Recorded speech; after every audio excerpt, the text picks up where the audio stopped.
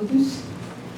Boa noite aos que estão aqui diretamente do Galpão Lobo e aos internautas, né, que estão assistindo online. Bom, a gente vai dar início a mais um debate do primeiro encontro Questão de Crítica. O debate de hoje encerra um ciclo que teve início no dia 12 de novembro. E, bom, a gente está torcendo para que venham logo os próximos encontros. Eu queria agradecer muito aos curadores, a Daniela, a Dina, a Alberto, pelo convite, né, para fazer a mediação dessa mesa, cujo tema aborda a reflexão e produção de conteúdo sobre as artes na internet.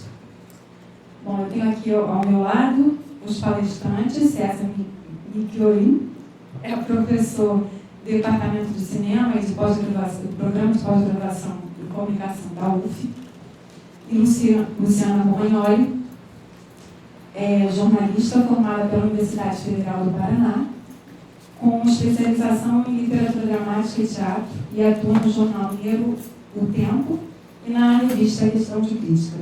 Bom, a pedido da Daniele, eu vou passar a palavra aos convidados, para que eles possam fazer suas falas, e em seguida a gente abre o debate para a plateia. Tá? Quem gostaria de começar? Pode ser.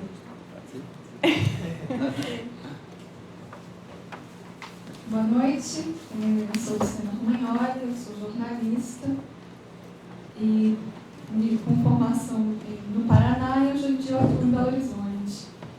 E a questão da crítica teatral na internet que vai me interessar a partir de agora, principalmente no momento em que os jornais impressos realmente não têm espaço, não tem como comportar uma crítica sequencial. E quando conseguem abrir espaço para crítica, ainda é um espaço muito reduzido. Então, essa primeira dificuldade de se encontrar o espaço para reflexão crítica dentro dos jornais impressos já nos remete para as possibilidades que a internet abre. Mas a internet abre possibilidades para além disso, para além de ser um escape, ser um espaço de fuga para a falta de espaço no impresso. A internet ela vai abrir para a crítica, para a reflexão teatral, pelo menos dois campos muito importantes. Um deles diz respeito à liberdade para a escrita, tanto na questão do tamanho, quanto na questão do aprofundamento, quanto na questão do estilo. A internet vai permitir que você fuja da objetividade jornalística, fuja de uma necessidade de atender um consumo, a uma resposta de consumo, a uma indicação de consumo, ou a atender uma pauta, e possa escolher, né, sobre o que você vai escrever e como vai escrever, inclusive adotando a primeira pessoa, inclusive criando, como a revista Bacante faz, que é uma linguagem voltada para o humor, ou investindo no ensaio, que é um tipo de análise mais aprofundada, como a questão de crítica pretende fazer e faz. Então, ela vai dar essa liberdade de que várias possibilidades de crítica aconteçam.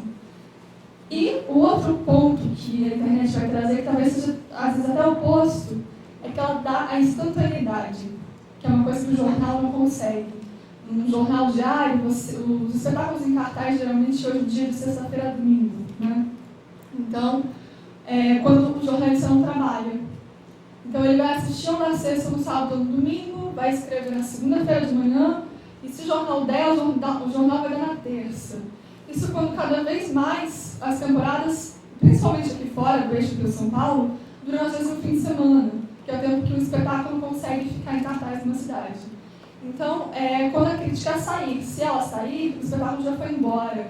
Às vezes os próprios realizadores não vão ter acesso a ela, ele que tenha depois se recuperando, o público não teve a possibilidade de dialogar com a crítica durante a permanência do espetáculo. Então, ele vai trazer essa possibilidade na internet de uma resposta mais imediata, um diálogo durante o processo, durante a temporada. Isso funciona especialmente bem em festivais. Desde as mostras de cenas curtas, por exemplo, que acontecem em Curitiba, que acontecem em Belo Horizonte, geralmente se chama um crítico para que faça uma resposta imediata. Assista ao espetáculo à noite, e algumas vezes escreva ainda depois do espetáculo, à noite mesmo, ou que pelo menos na manhã do dia seguinte consiga dar uma resposta. E aí você tem uma dinâmica de possibilidade de discussão do que está acontecendo durante o festival. Isso tem seu valor, né, dessa dinâmica de discussão mesmo no calor da hora, que vai ser diferente da outra possibilidade, que é de você aprofundar numa crítica sem limite de espaço, sem limite de caracteres. Acho que são dois campos muito importantes que a internet abre para a crítica teatral, ainda incipientes, infelizmente, porque isso ainda acontece, nem todos os festivais vão ter isso, muito menos no dia a dia da temporada da cidade. O que acontece, eu acho que outras artes, por exemplo, o cinema vai fazer muito melhor do que o teatro, esse tipo de formação de uma rede, de uma maneira de ocupar a cybercultura com o teatro. No cinema a gente tem muitas respostas imediatas a partir da estreia e muitas publicações online que são feitas especificamente por grupos ligados, por grupos de críticos, muitas vezes, que fazem dossiês, por vezes, sobre determinado cineasta, ou sobre determinado recorte histórico, ou ainda sobre um festival.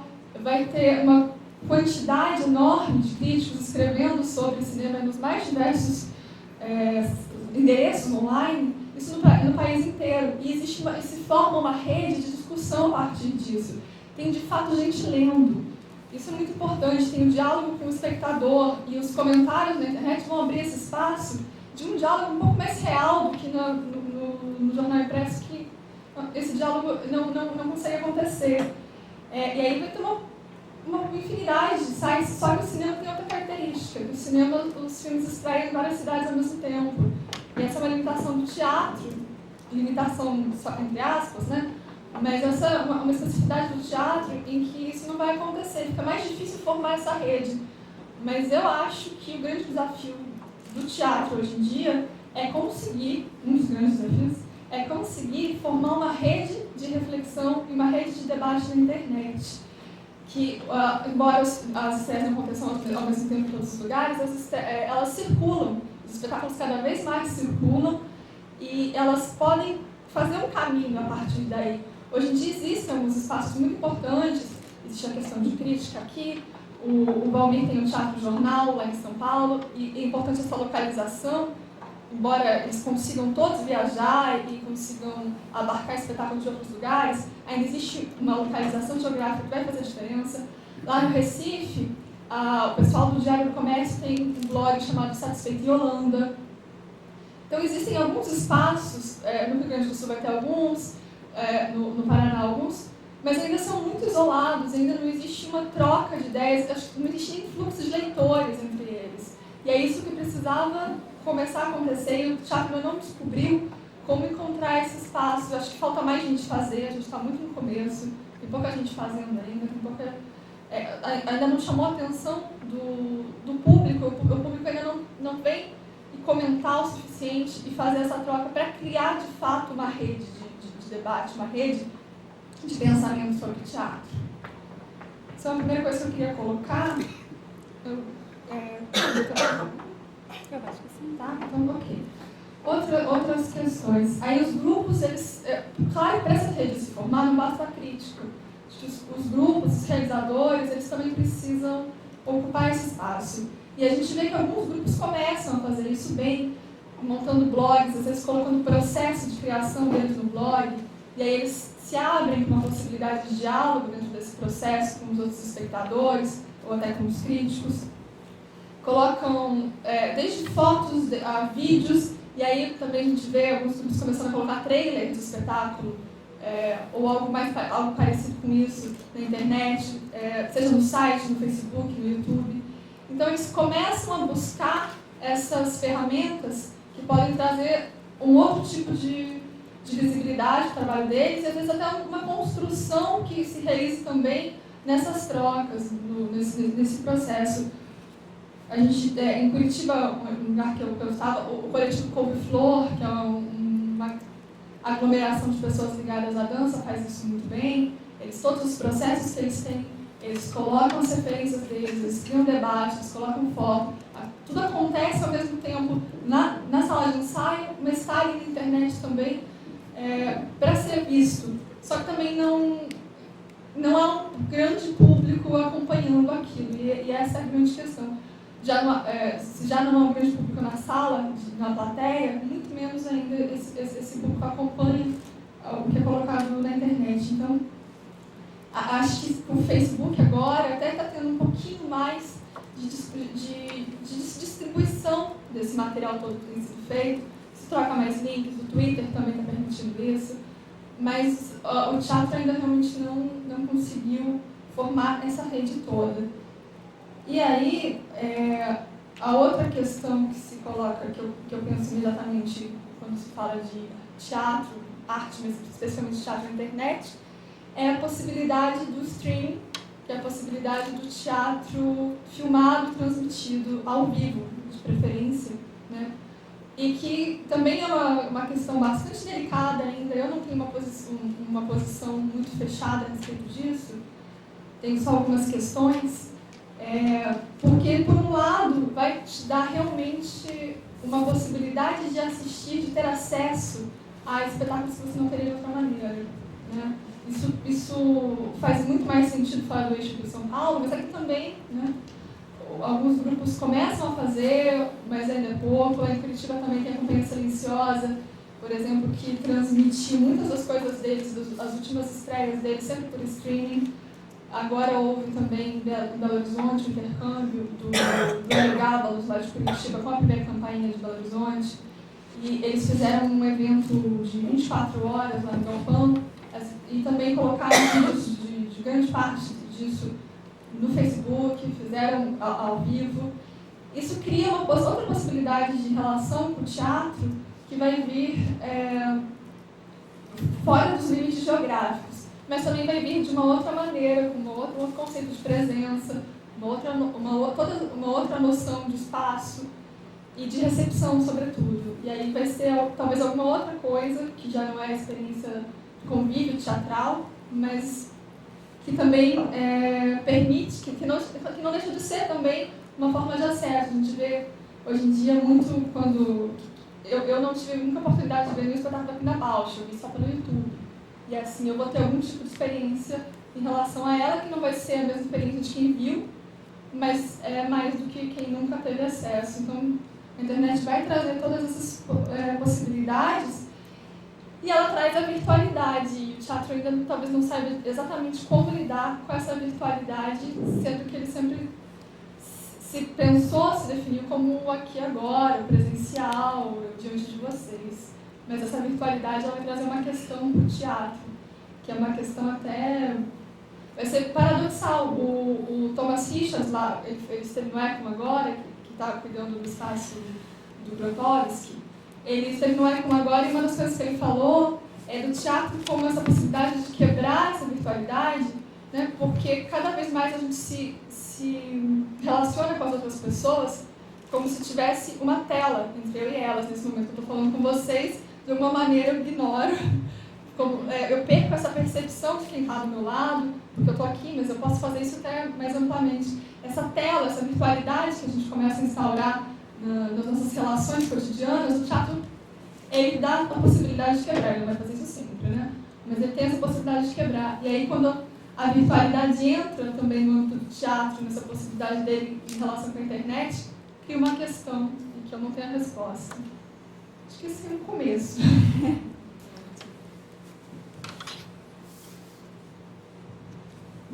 Boa noite.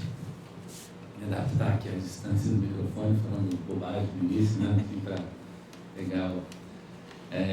primeiro de tudo, também agradecer esse convite. Quando eu vi a composição dos participantes, né? Eu tive um grande prazer, porque eu conhecia pouca gente. E a tendência da gente é cada vez ficar mais fechado em certo círculo, sobretudo quando você está na universidade e vai se especializando cada vez mais em determinadas áreas. A gente acaba sempre falando com as mesmas pessoas, tendo as mesmas trocas, aí conhecer pessoas novas e estar com questões novas é muito importante sempre. Então, primeiro dizer assim, eu não sou do teatro, né? Trabalho com cinema, né? Comunicação de uma maneira mais ampla, talvez. Estou num programa de pós-graduação em comunicação, o que me faz estar próximo de questões da comunicação de modo geral, internet inclusive. E, obviamente, acho que todo mundo que está, de alguma maneira, lidando com o pensamento, lidando com arte e vendo a sua própria vida ultra conectada à internet, né? Isso passa a ser um problema da reflexão também, né? Eu comecei a pensar assim, como que eu uso a internet, né? E aí eu sou um heavy user, assim, daqueles, usa para muita coisa, né? Eu falei, quem não é heavy user hoje, né? Acho que todos nós, de alguma forma, estamos vivendo essa experiência e se perguntando o que está acontecendo com o meu cotidiano diante de alguma coisa que, para quem tem minha idade, é novo e o tamanho que isso vem tomando, né? Eu vou começar fazendo uma consideração sobre a questão da crítica no cinema e nessa relação com a internet, bastante específica, né? Acho que você já adiantou várias coisas, na verdade, em relação ao cinema. E depois eu vou traçar 3 pontos, que foram 3 pontos que, enquanto eu refletia para fazer esse encontro aqui da gente, né, eu cruzei com uma crítica, um artigo do Bernardo Carvalho, escritor, na última Piauí. E ele tinha como, nesse artigo, não sei se vocês leram, mas ele estava com uma questão, o artigo se chama Em Defesa da Obra, né?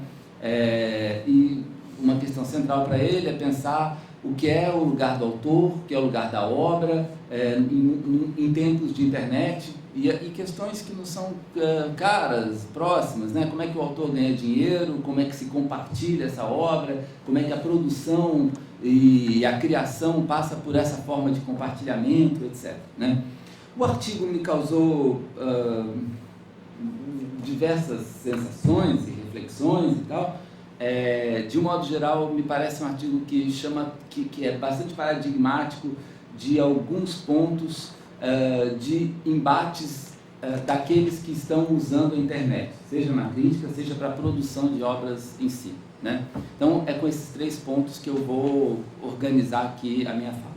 Então, a primeira coisa é, um pouco emendando nas tuas palavras, assim, essa questão da crítica no cinema, efetivamente aconteceu alguma coisa muito importante, né? E aí eu diria que não era só na crítica do cinema, mas no cinema como um todo, né? Eu não separaria a crítica do cinema que está na internet de outros eventos tão importantes quanto que permeiam o audiovisual contemporâneo, né? Eu escrevi, por exemplo, recentemente um artigo chamado sobre um cinema pós-industrial, né? Que seria um pouco para pensar o que está acontecendo com o cinema a partir do momento que ele não está pautado mais por uma divisão tradicional, por uma dicotomia tradicional que pautou a nossa organização do que é o cinema, né? Ou ele é industrial, ou ele é cultural, né? Ou ele é arte, ou ele é mercado, né? De um modo geral, crescemos com essa divisão, né? E, recentemente, o que a gente tem visto acontecer, e aí eu incluiria a crítica e a reflexão sobre o cinema como parte desses eventos, o que a gente tem visto em vários lugares do país é um tipo de produção que não pode mais ser pautado por essa dicotomia. Ou melhor, ele não está fora do mercado, existe uma possibilidade de mercado para ele, só que essa possibilidade não se dá dentro da tradição do cinema industrial, né? Isso dito, vale a gente lembrar, por exemplo, que hoje parte importante da produção de longas-metragens, que tem bastante reconhecimento da crítica, que circulam em festivais importantes, etc., no Brasil e em vários lugares do mundo, não vem mais do eixo de São Paulo, o que é uma novidade assim, para a produção contemporânea de cinema, né? Vem de Fortaleza, vem de Recife, vem de Porto Alegre, vem de lugares que sempre tiveram seu cinema, mas que nunca fizeram parte, digamos assim, de um mapeamento importante. Tiveram uma visibilidade, uma importância, uma reflexão feita em cima desses filmes com essa intensidade como tem sido feito hoje em dia, né? O fato disso acontecer, e aqui a dificuldade da fala da gente é que ela é sempre linear, né? A gente sempre fala uma coisa depois da outra, então parece sempre que a gente está falando que uma coisa veio depois da outra, Mas se eu pudesse, eu falaria tudo ao mesmo tempo. Mas como eu tenho essa incapacidade, talvez uma das poucas essências que a gente tem, né? Como eu tenho essa incapacidade, eu diria. Então, a gente tem uma produção que está acentrada, que não está ligada a Rio-São Paulo. Essa produção, e aí é que eu estou dizendo, não vem depois, mas vem paralelamente, né? Vem como outras camadas. Essa produção, ela tá de alguma forma ligada e buscando modos de legitimidade, ligada porque não existe, por exemplo, o caso de Fortaleza é exemplar, né? Nos últimos 5 anos surge uma produção importante de curtas e longas metragens em Fortaleza, eles têm circulação, eles são lançados em pequenos circuitos, os realizadores começam a fazer filmes maiores nesse momento e tal, mas essa produção ela é inseparável de uma relação que um grupo, eu diria assim, de uns 50 realizadores, todos eles na faixa entre 25 e 32 anos, esses realizadores têm com a universidade, eles têm com a crítica, né, porque alguns deles escrevem, porque são leitores vorazes do que acontece na crítica, e aí talvez essa mais centrada em Rio-São Paulo, né, são essas revistas que já tem quase 10 anos, né, Contracampo, Cinética, etc., Filmes do Povo. Então, Filmes do Povo em Belo Horizonte. Filmes do Povo em Belo Horizonte. Críticos.com, essas revistas que deram uma consistência para a crítica na internet, né?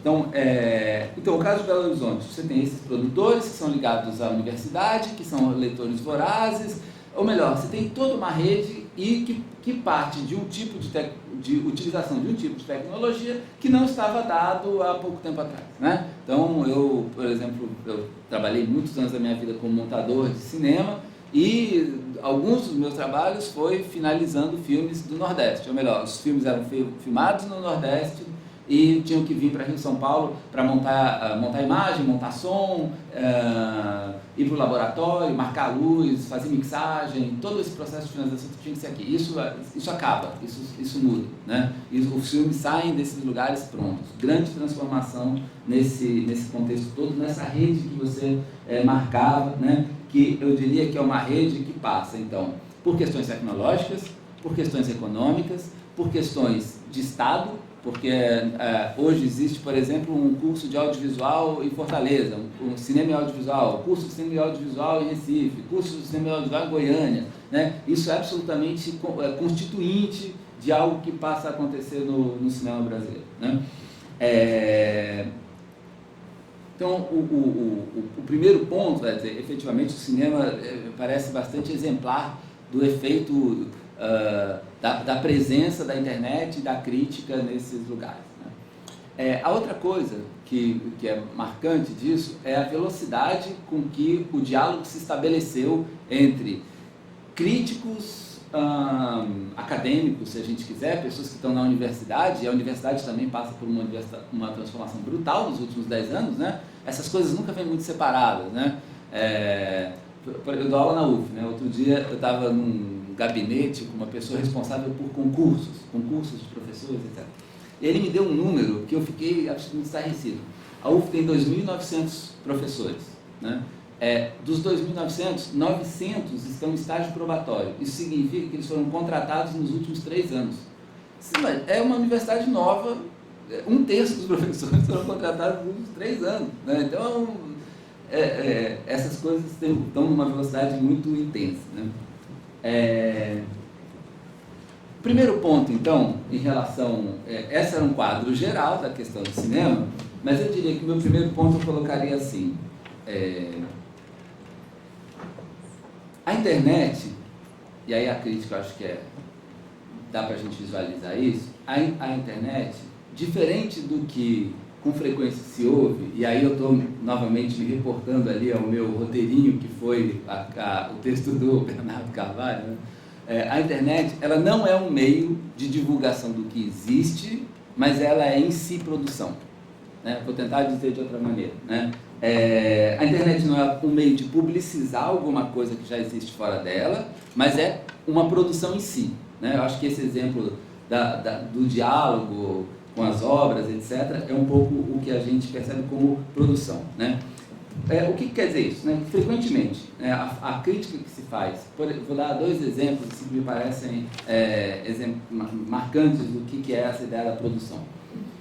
Primeiro, com frequência se diz assim, a internet é um lugar de altíssimo narcisismo, onde as pessoas tornam público o que é privado. Né? E essa é uma das críticas correntes que o Bernardo Carvalho até organiza lá de uma forma interessante. Né? Me parece que essa constatação, né, de que a internet seria o lugar onde aquilo que é privado é tornado público, né? Se for só isso, a gente deixa escapar alguma coisa que é o que acontece com aquilo que é privado, ou melhor, a minha forma de viver a vida, de ter relações, de inventar comunidades, redes, etc., que de alguma maneira faz parte do ser público, do ser privado, do César, de cada um, né? Mas como que esse ser privado, que ali na internet tem uma certa publicização, não é a publicização de alguma coisa que estava dado no privado e que se torna público, mas é em si a produção de algum modo de vida, meu, de comunidades, de redes, de reflexões, etc., que se constitui na internet. Não sei se está clara a ideia, né? A ideia a relação entre o público e o privado, ela fica problematizada, uma vez que não é publicização daquilo que existe, mas produção de alguma produção subjetiva que se dá com a internet. Então, outro ponto, outro exemplo da ideia da internet como produção, né? Questão das revoltas, das revoluções árabes agora, né? É fácil a gente encontrar cientistas políticos que vão dizer: o que aconteceu estava dado na ideologia, nas ruas, estava dado como consciência e como desejo pulsante de uma população, e encontra na internet o meio de fazer muitas pessoas se engajarem naquilo que estava dado. Isso seria a internet como meio, né? Outra coisa que aí eu tenderia a pensar, né, seria muito mais essa ideia de que a internet não é uma arregimentadora ou uma transmissora daquilo que existe como política, mas é alguma coisa. Eu acho que esse é o desafio para a gente pensar, por exemplo, essas revoluções árabes, etc., ou Occupy Wall Street, né, esses movimentos políticos recentes no mundo, sem trazer nenhuma grande euforia em relação a eles, é só para deslocar um problema metodológico mesmo, né? Então não me parece que a internet seja aquilo que transmite algo que estava dado, mas pensá-la como alguma coisa que se efetiva com ela, né? Que acontece ali dentro mesmo. Então, o resumo desse primeiro ponto, né, seria mais ou menos assim. E aí, desculpa, eu vou ler porque é vício de professor. Então, pensar o que se produz em arte e crítica para a internet, então, não se resume a pensá-la como um meio. Esse é o meu, eu vou falar 3 pontos, vocês vão ter que ter um pouquinho de paciência, esse é o primeiro. Como meio, mas como parte de uma rede, né? Modos de vida, eu acho que ela trouxe modos de vida, modos de produção, produção intelectual, obras, inclusive, né? Isso é a rede que vai se constituindo, né? Que constitui e potencializa a internet, percebe? A rede constitui e é potencializada pela internet. Então, eu tendo ainda a acreditar que a democratização da internet, que é algo que a gente vai ouvir com muita frequência, né? Essa democratização não passa, então, apenas por um pluralismo discursivo, né? Cada um em um canto falando e se expressando livremente, não é isso, né? A rede aqui, a democratização é a constituição de uma rede. A rede aqui é constitutiva de uma força nas maneiras de ser e sentir que formam comunidades não existentes anteriores a essa constituição de redes, né? E aqui, quando eu estou falando rede, por favor, não estou falando de internet, estou falando daquilo que eu tentei mapear ali no início, falando de cinema, né? Então, a rede aqui é constitutiva de forças nas maneiras de ser e sentir que formam comunidades e práticas que não são muito rapidamente transformadas em discursos. Esse é um dos grandes problemas do Occupy Wall Street ou do pessoal da Praça da Espanha, né? Mas vem cá, vocês querem o quê? Como é que vai ser o mundo que vocês estão... Não, a primeira coisa que a gente está fazendo é o seguinte: a gente está ocupando a praça, percebe? Não é pouca coisa, entendeu? Então, o primeiro ponto seria esse, essa ideia da produção, né? Então, a internet não é meio, mas é parte de uma mediação. Essa seria assim, para organizar uma frase, né? A internet não é meio, mas é parte de uma mediação. O segundo ponto, né, eu estou novamente conversando com os críticos para tentar rebater. No velho método, mas bem. Então, a dificuldade da internet para esses críticos seria mais ou menos assim. Na internet, há uma grande dificuldade da gente dizer o que é crítica e o que é opinião. Então, os críticos tradicionais vão dizer assim, a internet não me dá meios para que eu consiga dizer o que é uma crítica e o que é uma mera opinião. Né? O que é o cara, o que é estar na mesa do bar ou no Facebook e falar alguma coisa e o que vai constituir uma crítica efetivamente. Né? Então, isso se desdobra em dizer o seguinte, na internet não há diferença entre os falantes. Esse é o grande temor. Né? Na internet não há diferença entre os falantes. Não há uma mediação que identifique na internet aquilo que vale a pena ser lido ou não, ou ser visto ou não. Isso são os críticos falando, não sou eu. Né? Então, o problema da internet é que a gente não consegue dizer o que vale a pena ali dentro e o que não vale. Né? Ela é grande demais, todo mundo tem acesso, todo mundo tem direito à voz, mas não há algo que garanta essa mediação, ou que garanta lugares de fala que tenham consistência, digamos assim. Né? Então, trata-se, né, nesse caso, de algo perturbador, né, que é uma dificuldade, né, de traçar essa diferença entre crítica e opinião. Né?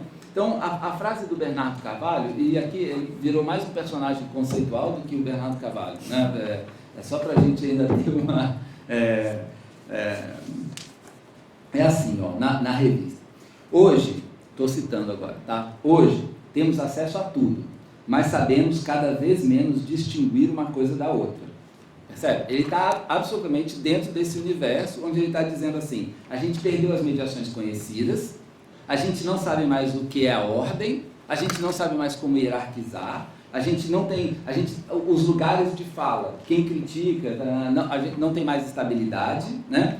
Ou melhor, o que esses críticos vão dizer, falta o crítico e o artista estabelecido. E aí, usando o termo do Bernardo Carvalho, falta a obra de exceção. Esse é o problema. Né? A internet, nesse caso, ela é efetivamente uma radicalização daquilo que é arte moderna. Né? Que é o artista sem a condição dada para dizer por que ele é artista. Né? Ou melhor, como lembra do Rancière marcando lá a passagem que ele faz do ético, representativo e estético. Né? No representativo eu tinha condição de dizer quem representava bem e quem não representava. Né? No regime estético, essas condições de base não estão dadas. Né? E esse lugar de fala perdido da internet, tão pulverizado, onde todos têm, entre aspas, obviamente, a possibilidade da fala, né? Ela radicalizaria esse artista moderno, né? Aquele que não tem uma legitimidade especial para se dizer artista. Então isso para o crítico tradicional, isso para aquele que está buscando que é pautado por um certo humanismo, pelo um certo compartilhamento dos cânones, né? pela possibilidade da crítica e da reflexão a partir de uma base comum dada, compartilhada por princípio, a partir daí você pensa, né? Primeiro você estuda, depois você diz o que você acha das coisas, né? Isso é absolutamente perturbador para quem vai descobrir na internet esse meio de onde esses lugares de fala não estão tão estabelecidos. Né? Então, uma das dicotomias que vão ser marcadas para tentar resolver isso, né, é fazer a dicotomia entre internet é superfície e prazer, né? Então a gente vai ouvir isso com muita frequência. Internet é o lugar da superfície, né? É o lugar, superfície não aqui nos termos deleuzianos, né? Superfície é raso, é superficial, nada se aprofunda, etc. E é o lugar do prazer, né? É o lugar onde só tem... é quase como se a internet tivesse substituído os meios de massa tradicionais, né? Em contrapartida a isso, marcando uma dicotomia a essa internet como superfície, como superficialidade seria melhor realmente, como superficialidade de prazer, a gente teria a escola, que ou melhor, a escola aqui como um personagem, uma metáfora também, né? A gente teria a escola e os cânones, né? Esses são a escola e os cânones, eles são o trabalho, a profundidade, a referência, a garantia, né? Claro que isso causa um problema enorme, né? Ou melhor, se a gente separar a escola e os cânones, né, a escola e os cânones da internet, né, como se houvesse essa oposição, parece que antes disso a gente acaba configurando uma nostalgia, que é a nostalgia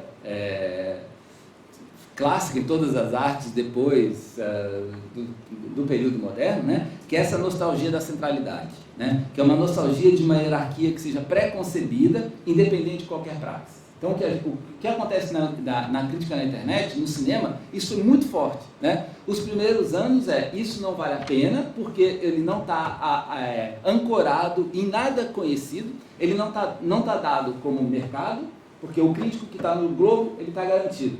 O crítico que saiu da Sorbonne está garantido. Ou melhor, eu tenho esses lugares de ancoragem, né? O problema da internet é que ela fazia qualquer Zé Mané ali, podia escrever sobre a peça que ele foi ver na esquina. Beleza, né? Então isso é absolutamente perturbador, né? Então, a nostalgia, então, é essa ideia de uma centralidade, de uma garantia desses cânones, né? Então, a centralidade, os cânones, a escola aqui uma metáfora quase, a profundidade, né? Elas se tornam metáforas que são uma negação, e aí eu vou voltar ao Rancière aqui, porque também o Rancière ficou indo voltando porque ele também estava citado pelo Bernardo Carvalho, então eu adorei isso, poder ficar dialogando com essa história. Porque o Rancière, ele diz assim, que a literatura, e aqui a gente pode pensar como literatura e arte moderna, né? A literatura, ela se inventa numa revolução poética em que se quebra a separação entre aqueles que faziam parte da história, né? Os heróis, né? Aqueles que estavam dados, mereciam ter a vida contada, né? E aqueles que não mereciam ter a vida contada, aqueles que não eram dignos de ter a sua vida contada. A revolução estética da literatura é justamente porque ela vai contar a vida daqueles que não eram dignos de ter a vida contada, né? Ou melhor, a invenção da literatura é justamente a quebra dos cânones que garantiam quem deveria ter a vida contada e quem não deveria. Me parece que a internet, várias das críticas que a gente vai ouvir, a presença da crítica, do pensamento na internet, passa diretamente por essa nostalgia revitalizada, essa nostalgia recolocada, né? Dessa nostalgia desses cânones. Eu preciso de um ponto de ancoragem, né? Eu preciso, novamente, de pessoas que sejam dignas de terem a vida contada, né?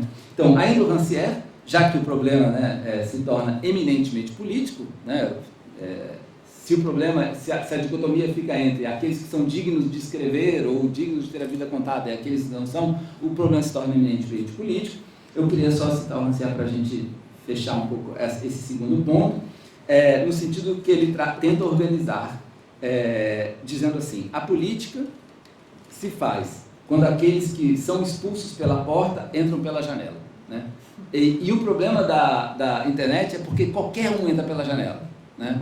O problema de como que ele vai se manter lá dentro que é outro, né? E aí eu acho que é o desafio da gente pensar essa constituição das redes que você trazia, né?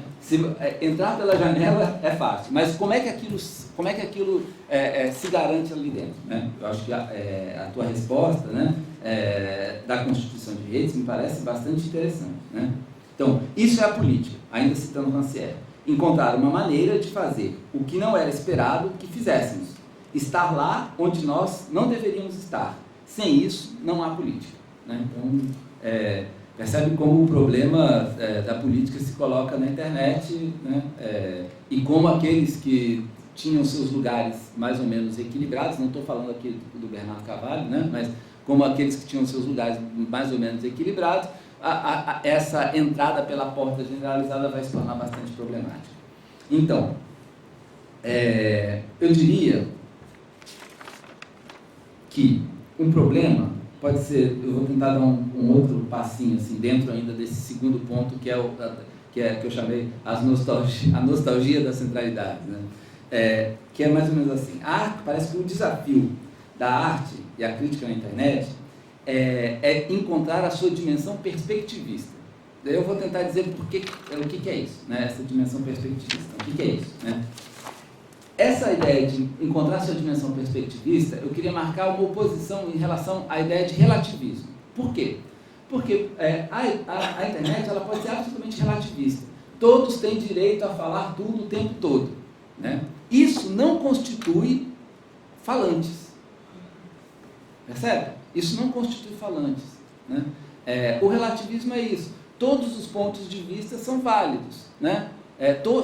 Em qualquer um que diga aquilo merece ou ser eliminado como qualquer outra fala, ou fazer parte da comunidade, né? Esse seria o relativismo. Então, não é porque todos podem dizer tudo que tudo tem valor, ou que nada tem valor, né? Porque tudo tem valor ou nada tem valor são duas coisas praticamente a mesma coisa. Mas algo existe no momento em que se constitui com o outro. Para alguma coisa poder existir na internet, ela tem que se constituir com o outro. Esse que é o problema, né? E aí a gente entra na dimensão perspectivista. E aí eu vou citar uma brevíssima, a gente podia ficar aqui falando sobre perspectivismo muito tempo, mas assim, uma brevíssima passagem do Eduardo Viveiro de Castro, que é o grande teórico do perspectivismo ameríndio, né? Antropólogo brasileiro, que ele diz assim: o ponto de vista constitui o sujeito. Percebe a diferença? O ponto de vista constitui o sujeito. No relativismo, todo mundo fala e ele se constitui o tempo todo como o sujeito que fala. Estou aqui com as minhas ideias para... né? Mas isso não constitui ainda a rede, não constitui, não garante nenhuma existência, seja para a crítica, seja para a arte, seja para as obras, seja para os modos de vida. É o contrário. É o ponto de vista, né? O ponto de vista constitui o sujeito. Por quê? Porque se o ponto de vista constitui o sujeito é porque eu já tenho dois. E aí eu começo a constituir o sujeito, né? Então, o resumo desse segundo ponto é assim: não me parece que seja na reivindicação de lugares estáveis de saber que se garante a existência da crítica e da arte, mas na circulação e nas múltiplas existências que elas produzem, né? Então, o que vai garantir a possibilidade da crítica é como que ela começa a fazer essa rede que você traz. Eu vou só tirar o cara aqui.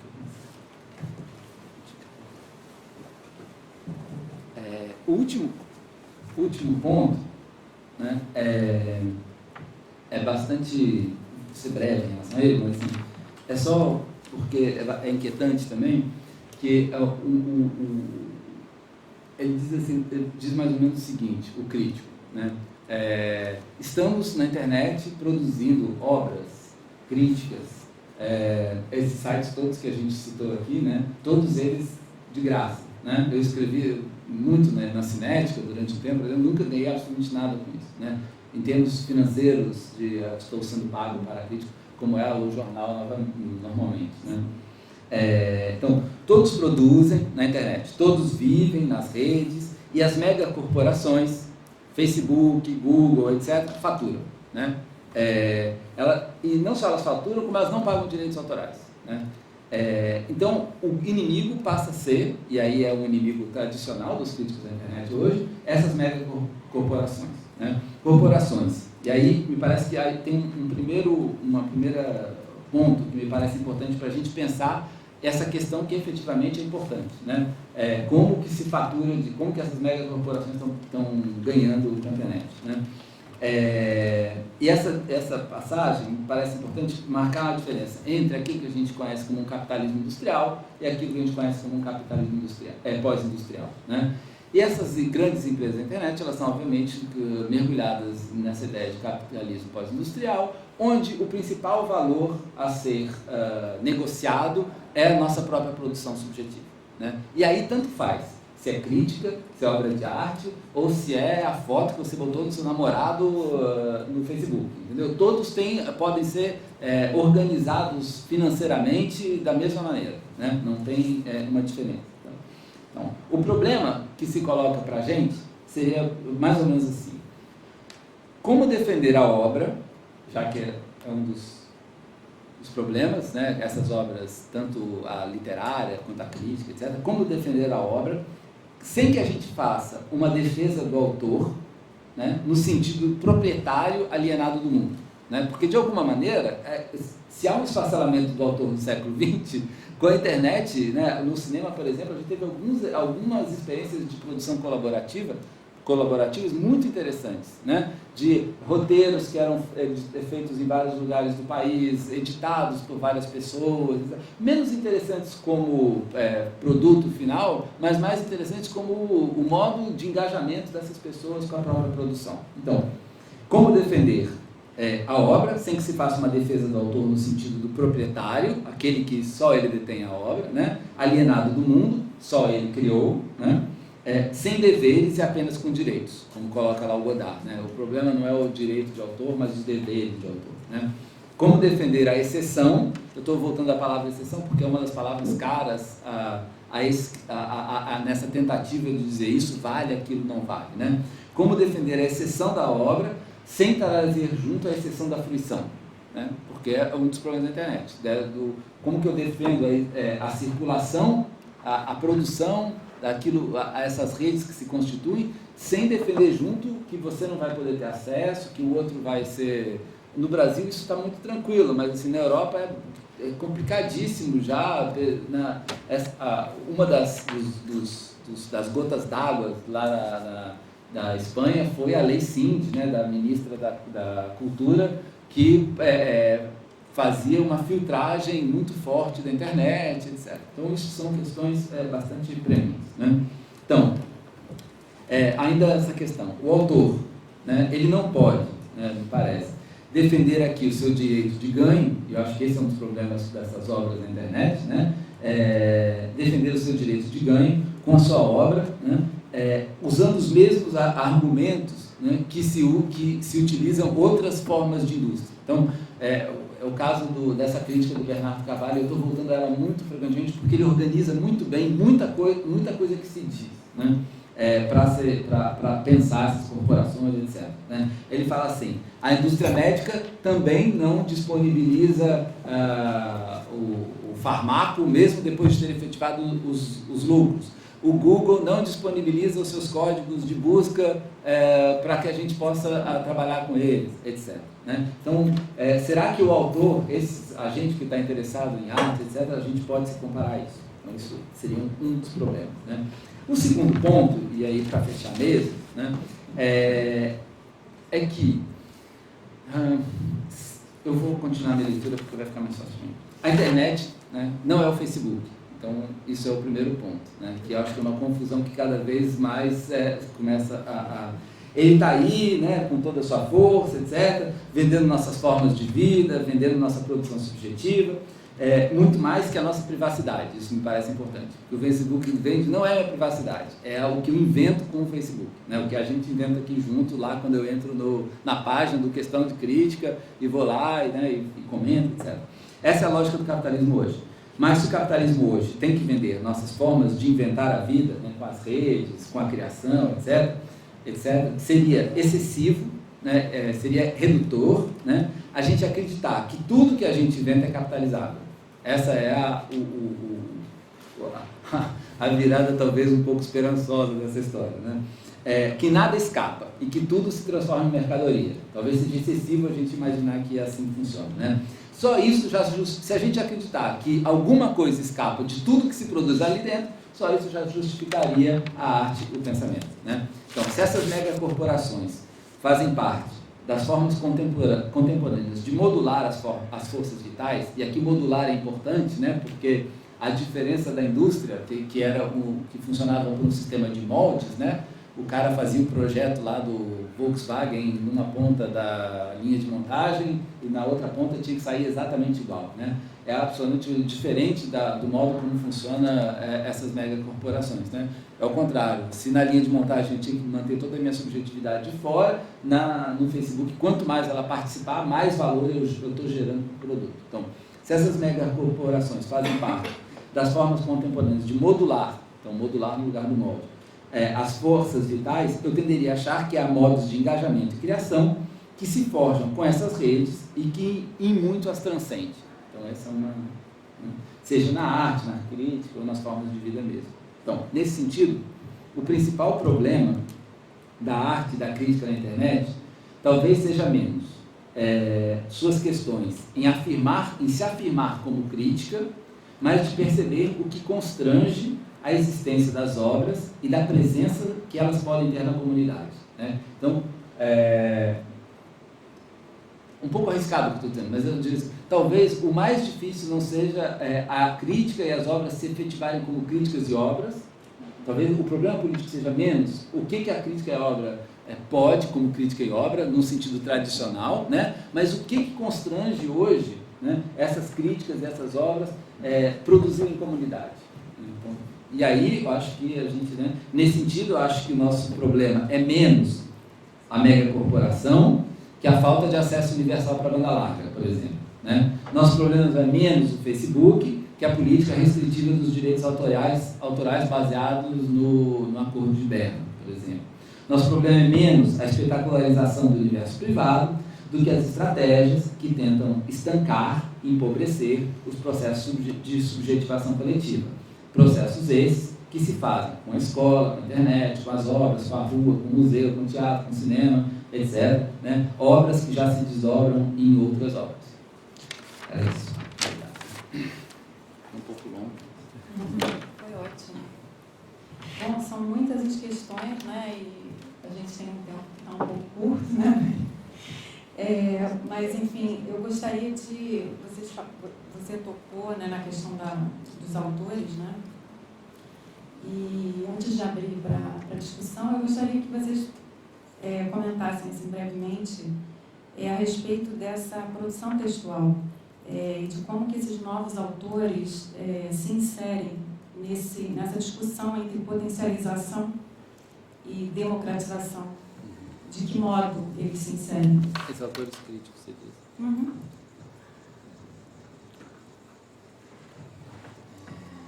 Potencialização e democratização.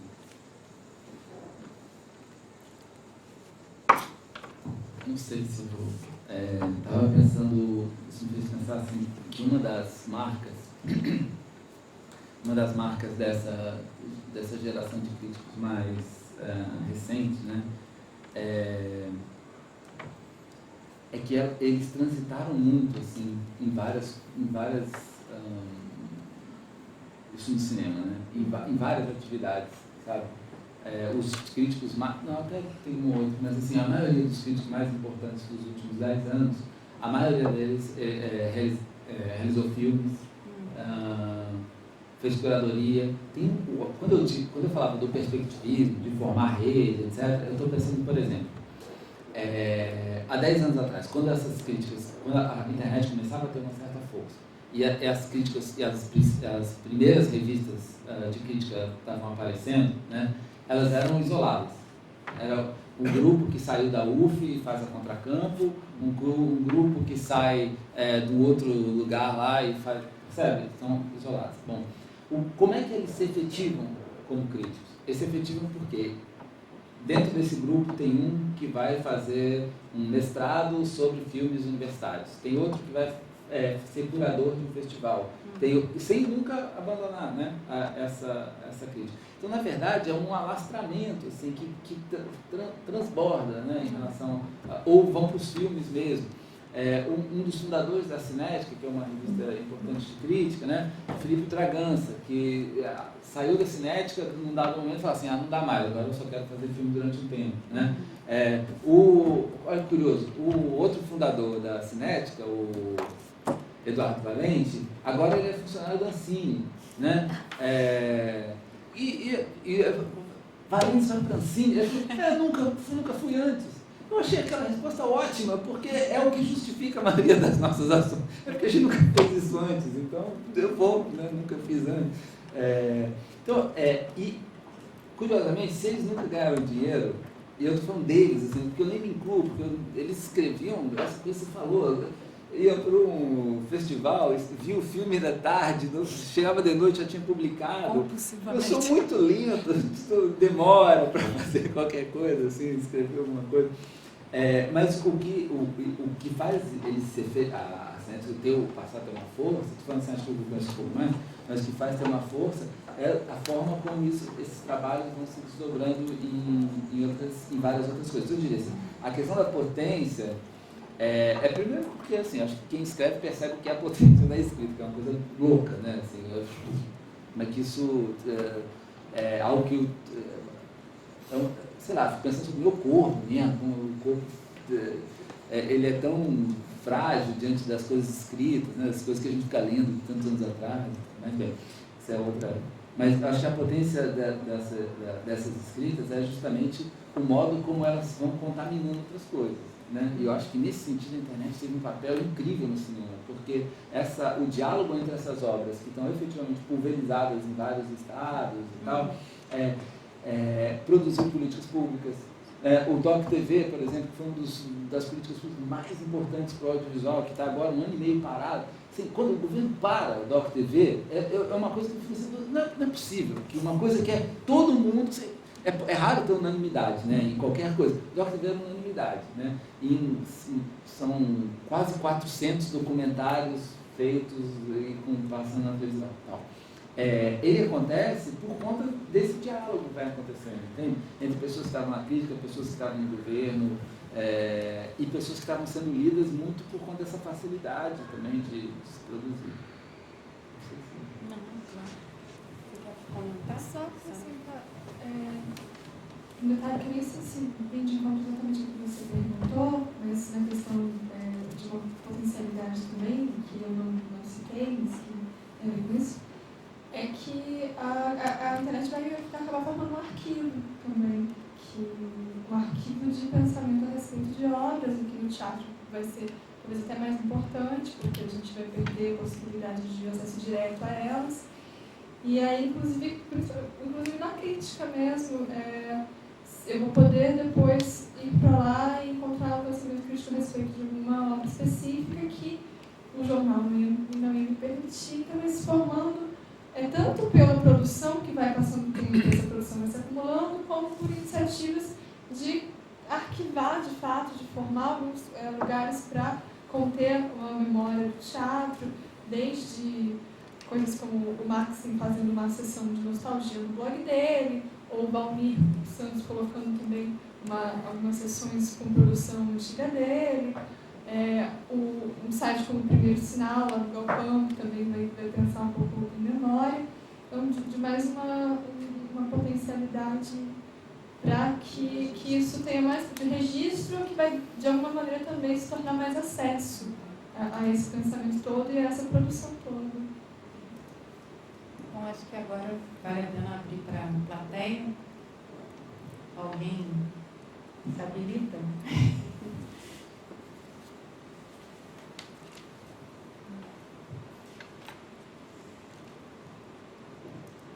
Então, eu vou comentar só mais uma coisa. Ótimo. Que também é algo que a gente discute muito, que também não tem uma resposta fácil, mas que foi levantado, que é a questão mesmo de como é que você transforma isso numa fonte de renda. Né? Isso não acontece. Eu sei que no cinema, o Pablo Vilaça, lá de Belo Horizonte, ele consegue, no cinema em cena, ter um patrocínio, um site bastante antigo de cinema.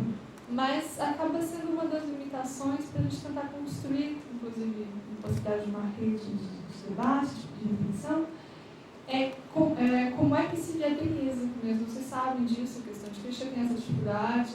Eu converso muito com o Valmir Santos também, a gente já sentou para pensar, mas como é que faz para conseguir ter uma estrutura? Porque é uma vontade, por exemplo, de tornar mais amplo o site, de ter colaboradores, de ter pessoas de vários lugares do país produzindo, para poder formar alguma coisa mais consistente, poder ter uma circulação. Mas como é que se faz isso financeiramente? Porque a gente não achou, não tem editais, não tem suficientes, não tem fomento, não tem patrocínio, a gente não consegue. A gente não achou isso. E realmente é uma coisa que vai ser complicado estruturar sem isso, porque senão fica realmente amador no sentido ruim, de umas iniciativas muito, muito pontuais, de gente tentando fazer um blog, tentando fazer um site, algumas pessoas se reúnem e não vai conseguir formar uma rede mais sólida. Você falou da questão da legitimação, né, de como é que você... Quem que endossa, quem que está escrevendo na internet, eu acho que isso ainda vem de fora muito. Né? É a legitimação do cara que já é diretor de cinema, ou da pessoa que já escreve um jornal, já tem já tem uma carreira fora da internet que vai endossar a produção dela. Na internet isso ainda não está acontecendo, isso acontece em outras áreas. Na moda, isso acontece quando a gente cria blog de moda e cria um grande fluxo de leitores e está atualizando sempre e se constrói como um crítico de moda na internet, ou um consultor de moda na internet. A gente não vê isso acontecer ainda no teatro, pelo menos.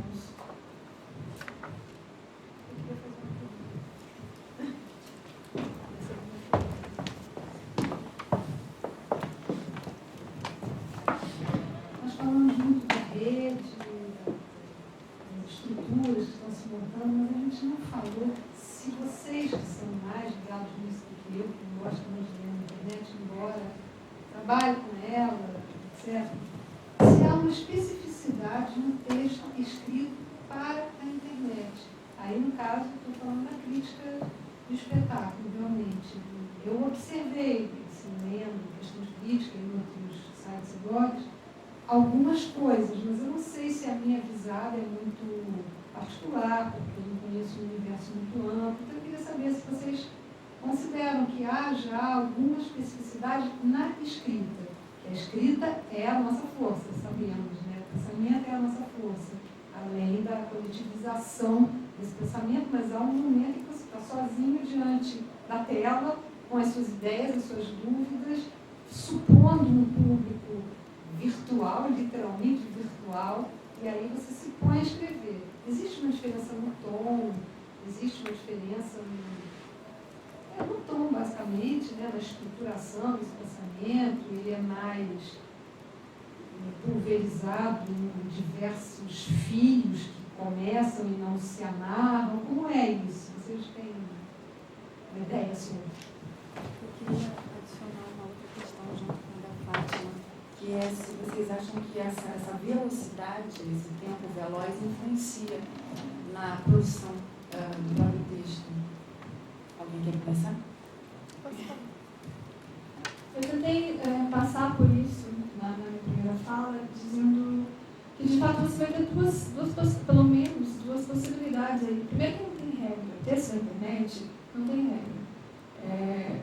Ao contrário do jornal, que você vai ter todo o modelo de escrita jornalística objetiva, na internet você pode buscar a sua própria linha. E eu digo isso porque a gente vai ter desde a questão de crítica, como eu falei mais cedo, que você tem uma teorização, tem um texto mais longo, tem uma questão de ter uma hipótese, como trabalhar, até o texto da Bacante, que é um texto que vai pela linha do humor, que cada hora constrói, às vezes, como diálogo, às vezes como uma paródia. Existe a liberdade, porque não tem editor, porque não tem um enquadramento para você seguir. E aí sim, por outro lado, existe todo um pensamento de que na internet você tem que ser mais curto, breve e objetivo e direto ao ponto, porque as pessoas não se retêm. Eu acho complicado acreditar nisso. Mas, por exemplo, eu estava lendo o Valmir Santos, na época eu fiz uma reportagem a esse respeito e perguntei para ele um pouco sobre especificidade, e ele falou que quando ele começou a fazer o teatro jornal, ele imaginava que ele ia poder fazer textos muito aprofundados, né, de uma verticalização, e não é que ele não possa, mas ele sentiu que a internet pede dele também a tal da instantaneidade, essa resposta mais pronta às coisas.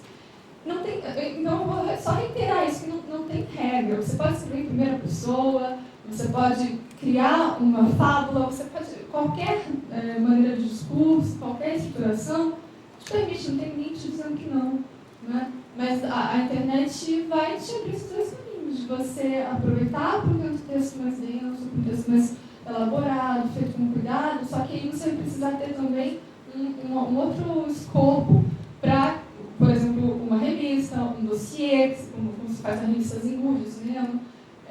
Você vai precisar não vai ser aquela relação imediata do texto publicado depois do espetáculo, de uma fruição de uma recepção mais rápida. E aí, eu não sei se eu te respondo, eu acho que não existe, na verdade, eu pensando isso pelo jornalismo, que é a minha área, a gente não sabe o que fazer com a internet. internet, a gente não entendeu o que pode ser, o que não pode ser, o que funciona, o que não funciona. O jornalismo está tentando, e isso está sendo super complicado, porque ao mesmo tempo que você tenta se desenvolver qual que é a linguagem para fazer jornalismo na internet, a linguagem do jornalismo na internet está influenciando a linguagem do jornalismo impresso, e quando a gente vê, está fazendo serviço e texto de 7 linhas enter, que é o que a gente vê nos jornais grandes do país. Então, na verdade, a gente está experimentando ainda. E eu acho que mais legal é essa possibilidade mesmo de experimentar sem margens, sem nenhum tipo de enquadramento. Só que, por outro lado, como é que a gente se legitima, como é que a gente consegue visibilidade sem essas regras, sem legitimidade, sem endosso. Então, eu volto a perguntar. A designação crítica, ela pode ser usada, ela é usada em todas essas circunstâncias? Críticas de 7 linhas, críticas humorísticas, críticas aprofundadas, ou a gente já está refinando isso, e aí você vai ter crítica, resenha, opinião, fofoca? Então, no jornal, a gente vai falar de resenha crítica, né? Hoje em dia é muito difícil no jornal que traga uma crítica. Mas qual seria a linha de corte disso? Eu sei que pode tudo na internet, agora eu estou tentando procurar uma perspectiva indutiva a partir do que já existe. Quer dizer, vocês que são mais afeitos a isso do que eu, o que foi que vocês viram de tudo que vocês leram? Quer dizer, deve ser possível verbalizar isso. Uma linha de corte entre a resenha crítica, por exemplo, existe isso, a gente usa isso, a gente está usando o termo abusivamente, como é isso? Olha, eu posso falar um pouco só de que, por exemplo, a resenha crítica é um gênero de texto jornalístico e que vai te trazer uma apreciação mais rápida, mais breve, e em que a crítica em si vai estar diluída entre uma possibilidade de explicação do contexto, uma breve resenha, uma breve exposição do enredo, tudo isso que vai ser uma apreciação mais de cunho objetivo, de dizer o que é, mais do que entrar numa questão da análise. Na internet, eu acho que são raros ainda os espaços em chat que façam crítica no sentido mais estrito do termo, bastante raro. Você vai ter o comentário, você vai ter a resenha, mas são textos que têm um fundo crítico. Eu vou fazer essa diferenciação, só não tenho resposta para você, talvez ele tenha. Não, o Daniel Shaker falou bem engraçado, falou que ele próprio escreve para 3 veículos diferentes. Isto é Gente, Isto é Gente, Jornal do Comércio e a questão de crítica. E ele disse que, independente do tamanho, do tom, das exigências dos editores, ele consegue dizer o que ele quer nos 3 veículos. Isso me chamou a atenção, porque um dos exercícios que o Ian Michalski fazia, a gente fazer na universidade, era isso, era pegar um espetáculo e fazer crítica para 5 veículos diferentes. E a gente penava, porque era muito difícil. E eu achei interessante como o tempo vai mudando e como todos os veículos, de alguma maneira, permitem que você veicule o mesmo tipo de ideia. Um formato um pouco diferente, mas você já não tem mais o tacão da orientação do jornal sobre o jornalista. Sobre o conteúdo, né? Isso é raro no jornalismo cultural, isso é mais difícil. Isso é mais difícil no jornalismo cultural, mas hoje a gente teve o caso ali na Folha, que não veio da editora, dos editores, mas veio da Busman, de um artigo em que ela pede que se fale mais do enredo, que não se fale do cenário, que se fale do ator. Acho que teve esse tipo de cobrança, que era mais do questão do conteúdo. Mas é raro, o que se cobra é muita forma. É de não ser hermético, é de na verdade, é de não dialogar com a classe, é de dialogar com o público. Essa é uma cobrança que você vai ter no jornal. Né? E aí, lindo o jornalista que encontra uma maneira de ser conciso e de vestir o pensamento dele com a linguagem que o veículo permite. No cinema, acho que Inácio Araújo faz isso na Folha com bastante eficácia. Mas realmente vai ser um desafio de você conseguir condensar algumas ideias num espaço pequeno ou tendo essa limitação de linguagem, que realmente vai ser de você não vai poder fazer citação, você não vai poder trazer um teórico, né? Você vai ter que lidar no campo mais superficial. Mas você pode trazer ideias a partir disso. Acho que também não sei se eu avanço muito nisso não, mas estava pensando que a gente estava falando internet, sim, uma coisa meio. Eu estava pensando onde eu publiquei meus últimos textos, né? Blog, tem blog pessoal, revistas acadêmicas, internet. A maioria das revistas acadêmicas hoje aboliram o papel. Aí revista acadêmica significa, você tem os pareceristas, você tem você tem toda aquela coisa.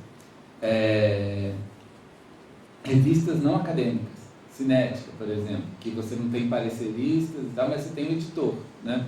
Quando você manda um artigo, às vezes ele te devolve, claro, mas eventualmente ele te devolve com comentários. O Valente, por exemplo, que ele foi editor muito tempo da Cinética, eu sou péssimo com os títulos dos meus artigos, assim, normalmente assim, vai falar sobre internet e democracia, daí o título é Internet e Democracia. E aí o Valente sempre achava umas coisas ótimas, assim.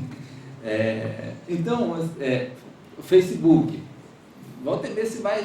Outro dia eu botei no blog uma das melhores discussões que eu vi recentemente no Facebook, de alguns amigos discutindo se era possível, se a gente devia pensar o que estava acontecendo na Espanha como luta de classe ou não. Cara, é raro você ter uma discussão hoje em dia sobre essa questão, uma questão importante para as esquerdas, para a gente que vem um pouco dessa tradição e tal. Aí Facebook, e aí volta e meia vai alguém lá e ainda faz um comentário. Tudo bem, não é crítica, mas assim, é um texto reflexivo, né? Mas assim, outra coisa, eu estava lembrando do Bernardet, por exemplo, um crítico formado no jornal, na academia, etc. Ele também escreveu de muitas formas, as mais diversas. Você pega aqueles livros que fazem coletâneas críticas do Bernardet, tem textos que têm tem 10 linhas, né? Outros que estão ensaios longos, aprofundados, né? E às vezes convivendo mesmo, assim. Claro, quando você pega um texto que é coletânea de quando ele estava no jornal, aí ele está pautado pelo tamanho lá do que ele tinha, né? É tudo meio parecido. Mas no meio disso ele já escreveu de várias maneiras diferentes, né? A minha experiência pessoal é que no blog eu imagino que o leitor ele dá um desconto, entendeu? Ele é mais generoso, assim, com um erro de pontuação, ele é mais generoso com um certo rompante, entendeu? Eu não imagino que é a partir do blog que onde as coisas estão mais... estou organizando o meu pensamento, né? De uma maneira mais consistente, digamos assim, né?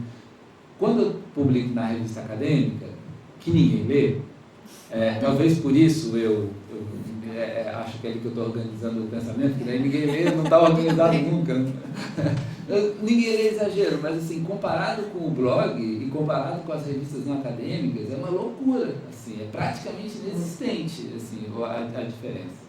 É muito forte isso. Até porque, e às vezes, assim, eu acho que quem está mais na universidade tem hoje a tentativa de ali dialogar, fazer um texto mais dialogado. Outro dia publiquei faz uns 2 anos, numa revista considerada da área, uma carta.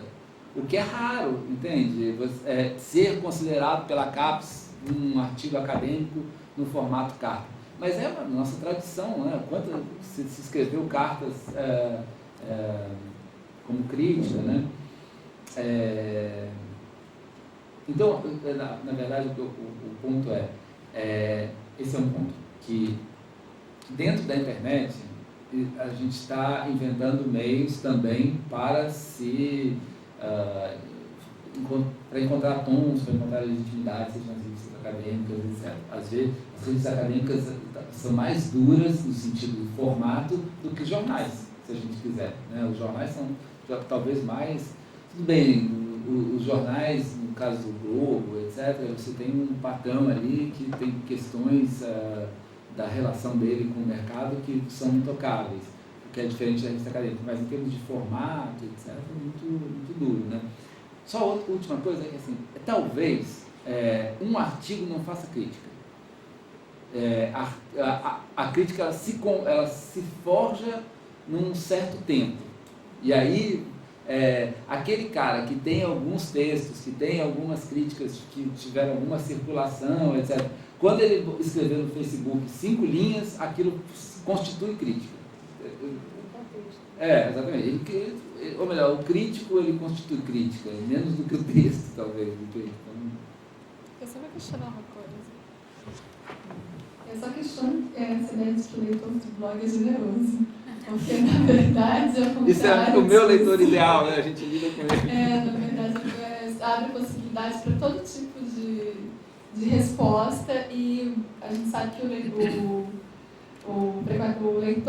de internet, ele, às vezes, inclusive, ele é muito incisivo, ele é muito agressivo, ele escreve muito de pronto. E aí abre espaço para todo tipo de embate, dos mais frutíferos aos menos frutíferos e mais agressivos. E que também é interessante, porque pelo menos você tem um tipo de resposta, né? Você consegue ter um termômetro do que o teu texto provocou e de quem que ele está falando. Quanto tempo, né? E isso é ótimo quando acontece. Agora, tem os moderadores, né? Que fazem um pouco esse filtro. Pode ter, né? Alguns têm, né? Eu acho que a figura do moderador vai equivaler um pouco à figura do editor, a figura, enfim, de alguém que vai botar ordem naquela conversa, né? Em certo sentido, evitando certos excessos. Na internet é uma tendência a você evitar. Desculpa. É porque senão o pessoal do Claro, desculpa. Há uma certa tendência a evitar o excesso de moderação, porque senão você trai alguma coisa que a internet te permite. Então, vai ter, por exemplo, o Mauro Ferreira, que tem um blog Notas Musicais, ele crítico de música, né? E ele tem a moderação dele, mas se você pode moderar tudo, senão você perde o teu leitor, você perde uma possibilidade mais espontânea de resposta, você só vai ter os seus seguidores, né? Então, o que acontece, eu já tive blog para um jornal, que eu trabalhava na do Povo, lá em Curitiba, e de algum momento a gente sente a necessidade de colocar a moderação para quando a coisa sai ofensiva ou contra a quem escreve ou contra sobre quem se escreve. E acho que contra sobre quem se escreve é até pior, né? Porque você está abrindo espaço para que outra pessoa seja ofendida. Mas a moderação tem que ser usada com muito cuidado, porque senão ela vai tolher essa possibilidade de canal aberto que existiu.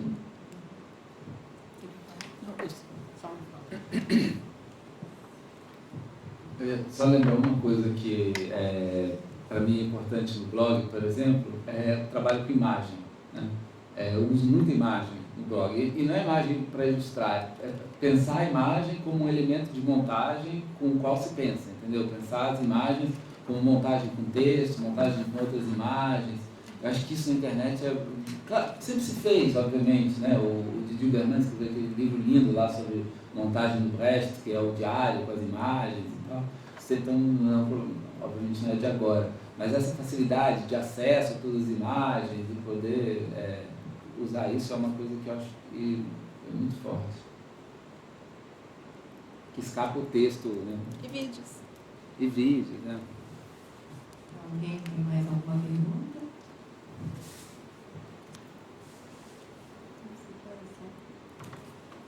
São 8h20, tá tranquilo. Eu quero falar.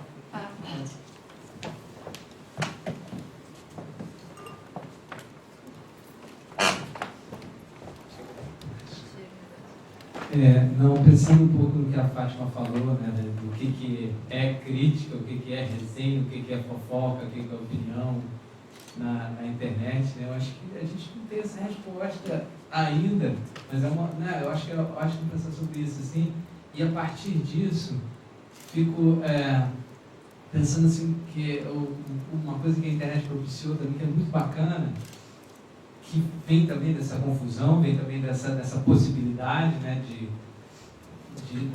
das pessoas se expressarem e se arvorarem a fazer uma crítica, ou colocarem uma opinião, ou enfim, ou estarem preparadas para tal, que é, por exemplo, eu fiz um espetáculo Luiz Valentino, que era um espetáculo que tinha a interlocução com o cinema, e o que foi mó barato, assim, porque muita gente que não tinha uma tradição de escrever críticas ou textos críticos, escreveram críticas sobre o espetáculo, ou ensaios, ou textos sobre o espetáculo muito bacanas e enriquecedores, assim, de outras áreas. A gente teve gente de cinema escrevendo, algumas pessoas de filosofia. Na questão de crítica mesmo, teve 3 críticas publicadas de diferentes perspectivas. E eu acho que isso é um barato, assim, que também, justamente por não ter essa categorização tão clara, teve a possibilidade de ter um texto do Eduardo Nunes, um texto do Alexandre Werneck, que escrevia de cinema, né, no JB. Então, abriu a possibilidade de escrever no blog da peça. Assim, né? E isso eu achei muito bacana e muito rico, assim, né? Porque a gente teve um diálogo não só com quem estava com um olhar para o teatro, para o evento a partir da perspectiva teatral, como filosófica, e acho que isso é bacana também, porque abre, como as artes também agora têm uma abertura interdisciplinar muito grande, a crítica também consegue, não só o crítico de artes cênicas abrir o seu canal para isso, como também atrair pessoas de outros recortes para escrever sobre isso. Assim, achei interessante você falar disso, assim, o que é crítica, o que é opinião. E é uma, né, porque né, assim, e a gente fez a partir dessas opiniões, em princípio, né, porque o Eduardo, inclusive, falou, eu não me sinto preparado para fazer uma crítica, não sei o quê, mas ele escreve um texto enorme sobre o espetáculo. E a gente botou uma fortuna crítica, a nossa fortuna crítica. Não estou procurando categorizar as coisas, não, mas é porque eu tenho acompanhado discussões de pessoas muitíssimo mais jovens do que eu, 30 anos mais jovens do que eu, e há uma rejeição completa a qualquer possibilidade de reflexão crítica sobre a obra. É como se a obra não se prestasse mais a esse tipo de reflexão. Então, você pode dar a sua opinião, mas você não pode fazer uma crítica. E isso é um discurso, eu conheço mais isso por viés do pessoal da literatura. Não sei como está nas outras áreas. Mas é uma negação completa. Aí eu pergunto, mas o que é que você considera a crítica? A crítica é dizer se uma coisa é boa ou ruim. Como não há mais parâmetros, não se pode mais fazer crítica. Então, era isso que eu estava... Quer dizer, na verdade, eram palavras encobridoras para chegar nesta pergunta que é bastante objetiva. Existe ainda a possibilidade de fazer uma avaliação ou isso está banido por gosto, por convicção, enfim, dessa galera nova que está escrevendo sobre espetáculos, enfim, de artes cênicas, que é o que interessa a gente, é o que a gente entende. No caso do cinema, eu poderia também dizer uma coisa para nós, mas não é a nossa área mais específica, né, de conhecimento e trabalho.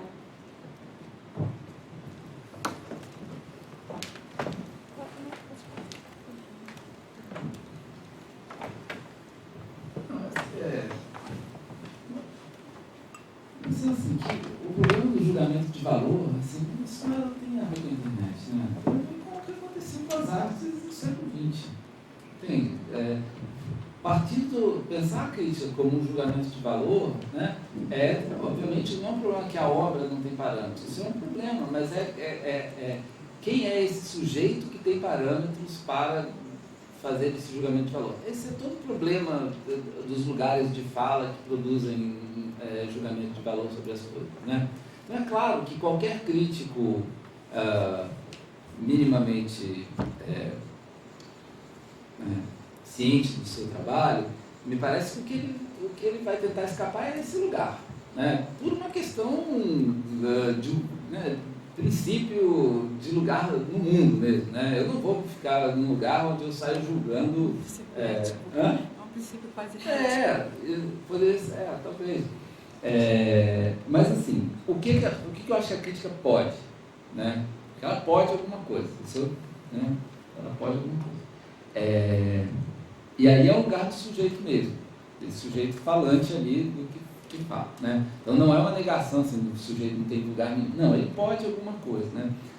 E eu acho que ele pode algumas coisas. Ele pode operar por montagem. E aí, operar por montagem é uma dimensão crítica fortíssima, né? E para operar bem por montagem, isso requer um trabalho do crítico enorme, né? Porque o que é operar por montagem? É ter minimamente alguma condição intelectual, sensível, né? Para fazer duas coisas simultaneamente, né? Uma, conexão, outra, limite, né? O que é isso? Operar por montagem é falar, isso eu posso aproximar isso dessa obra, né? A partir do momento que esse é um método, né? Aproximar alguma coisa da obra, né? Então isso pode ser desde uma determinada técnica de trabalhar o ator utilizada por tal diretor com a peça que eu acabei de ver, né? Isso é uma operação por montagem. Toda operação por montagem ela tem um problema, que eu posso sair montando indefinidamente. Né? É analógica. Eu posso, tudo pode começar a, né, se desdobrar em outras coisas. Então, normalmente os bons críticos, eu acho que para o cinema isso vale com força, definitivamente não é o que faz o julgamento de valor, né? Não é o que esquadrinha a obra, né? O ator estava ótimo, mas a fotografia estava péssima. A música é muito boa, mas a cenografia... Percebe? Não existe essa obra que você vai decompondo ela completamente, né? Quando eu leio crítica de teatro, por exemplo, volta e meia do jornal, eu falo, meu Deus, por que é isso assim? Porque é como se existisse um ator que atua fora da cena, uma cena que não tem a ver com a música, né? Então, não tem obra, na verdade, tem um monte de gente trabalhando. E aí, então, a operação por montagem, né? O que eu aproximo e aonde que eu paro de aproximar. Essa me parece um desafio. Essa é uma possibilidade. Outra possibilidade, que eu acho que o crítico de cinema ele já fez em outros momentos, e que eu acho que às vezes aparece, é a crítica etnográfica, né? É o crítico que está colado no processo, né? Onde ele não é mais um crítico, óbvio, ele nunca... a gente já deixou de lado a ideia do julgamento de valor, né? Então, ele é o crítico que está próximo ao processo e ele, de alguma forma, vai fazer esse acompanhamento da constituição da obra, né? A partir de um olhar que eu usei etnográfico, que obviamente, só para dar a dimensão dessa ideia, desse olhar que demora muito, que está perto, e que também é operação de montagem com frequência. Se a gente pensar nas melhores etnografias, eu citei o Viveiros aqui, que nem é um grande etnógrafo, mas assim, dessa tradição, eles também eram montadores, né? O cara observava determinados tupinambás fazendo não sei o quê, ele está conectando com outras histórias, ele está conectando com problemas do contemporâneo, está tentando entender a filosofia ali daquilo ali. Então, acho que no cinema, hoje em dia, eu tenho me interessado por esses dois movimentos, entende? Aqueles que têm a capacidade de me fazer a obra dialogar com aquilo que a extrapola, né? Que frequentemente está dentro da própria história do cinema, mas nem sempre, e aquele olhar de viés etnográfico.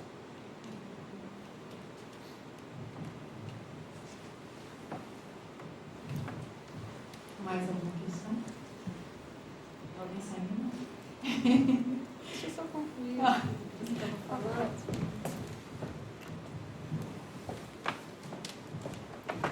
Eu acho que uma das coisas muito legais que eu li recentemente, é um livrinho do Luiz Camilo Osório, chamado Razões da Crítica.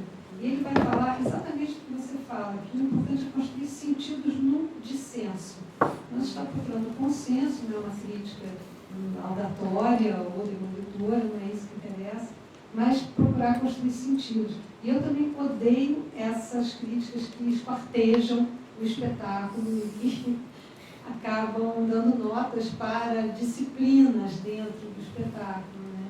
Isso me lembra os boletins de quando eu era no ginásio, que além de todas as matérias, a gente ainda tinha nota de comportamento, asseio, ordem e civilidade.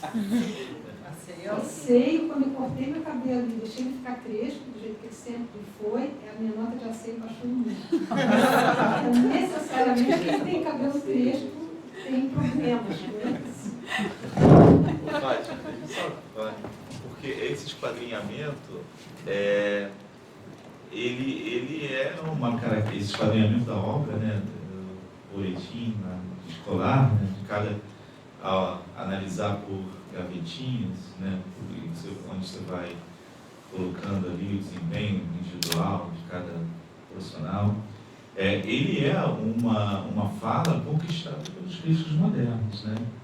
Porque tem uma questão que é assim, eu sou um crítico moderno porque eu consegui construir um método que é esse método de esquadrinhamento, método de análise da obra, né? Então hoje a gente já sabe se fazendo essa crítica a esse modelo de crítica, porque a gente já está em outro lugar da crítica, né? E aí a gente tenta se definir por identidade como, né, distanciamento desse modelo, mas é um modelo que, se hoje a crítica é o que conquistou, foi justamente pela construção desse método analítico esquadrinhado, né? Eu acho que deve muito à voga da semiologia, né? Também. Ele é mais antigo do que isso, mas ele encontrou a justificação teórica dele na busca das unidades mínimas, que nunca se encontrou para o teatro, mas procurou com muito afinco. E a gente foi bem vítima de ter que estudar isso no mestrado, e se descabelar, enfim.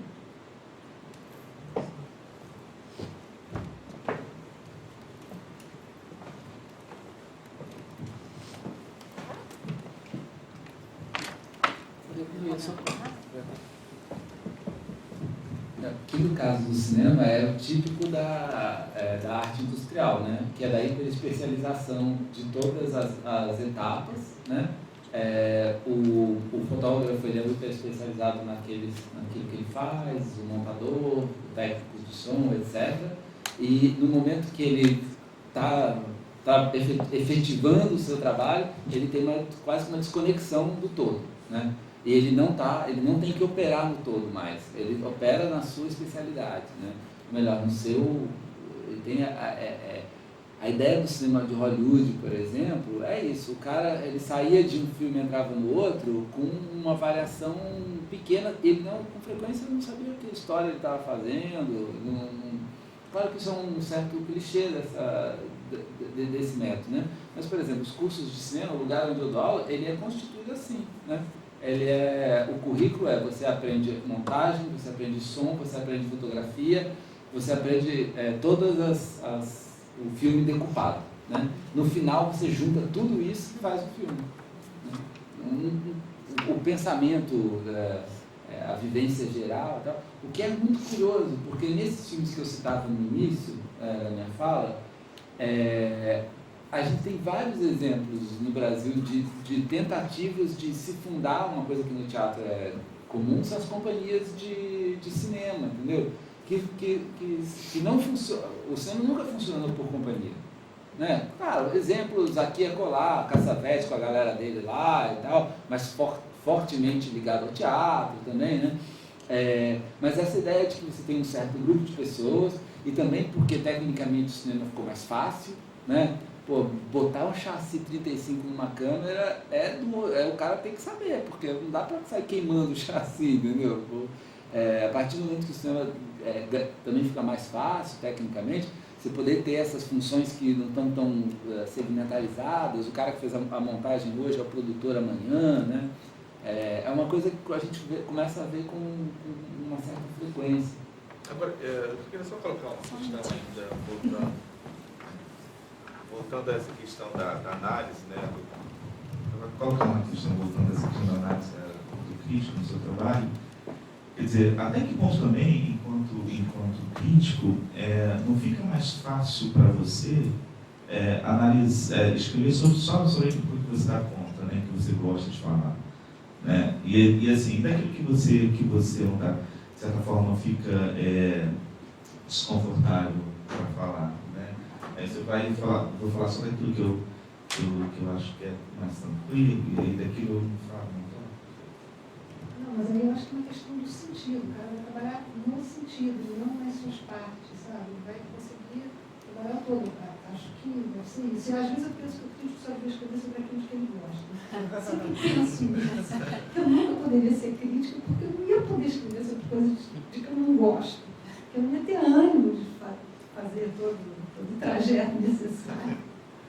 Uma coisa, no teatro, nos anos 70, com os grupos, as criações coletivas, começamos a ter novamente essa alternância de todos e muitas funções, né? Nem todo mundo exerce todas as funções, mas é possível essa passagem no cinema. É mais difícil, mas agora acho que vai, como você disse, se tornar realmente mais fácil. Né?